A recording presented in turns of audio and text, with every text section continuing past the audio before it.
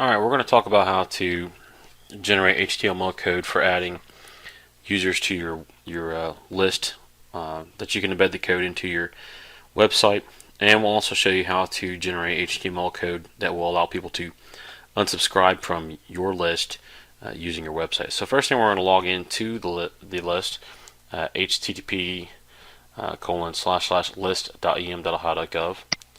Type in your username, which typically is going to be set up using your default outbound email address.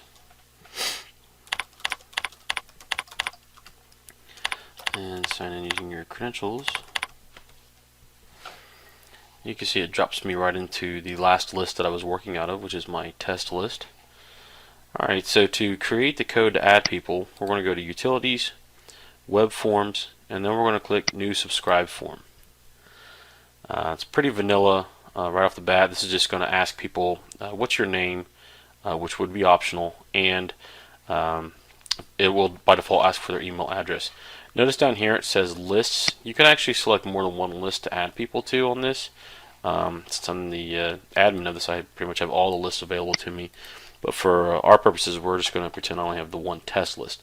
But you could select more than one, and it would just add the same thing to each of the lists. So this is a quick preview of your form, and this is basically what the box would look like on your web page if you input the code directly. So it's just going to say what's your email address and what's your name, and it's, it says optional, so it's not requiring it. And then we're going to click Get HTML code.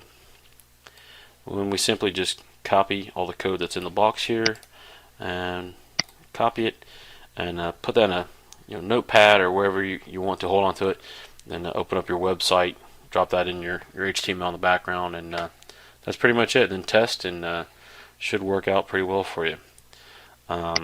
Likewise, we can go back to, for removing people, we go back to the Utilities tab, Web Forms, new unsubscribe form, and it's the same thing. What all lists did you want them to be able to select to remove themselves from? And it's going to ask for their email address, so this is what the box is going to look like.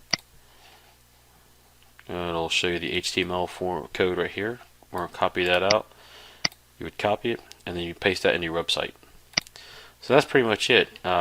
Keep in mind, that's not the only way that they can remove themselves from the list. You can also have footers at the bottom of the message where they can just click to unsubscribe, and you could also manage that manually through the Add or Remove Members area under the Members tab. So that's pretty much it for adding them through the HTML code.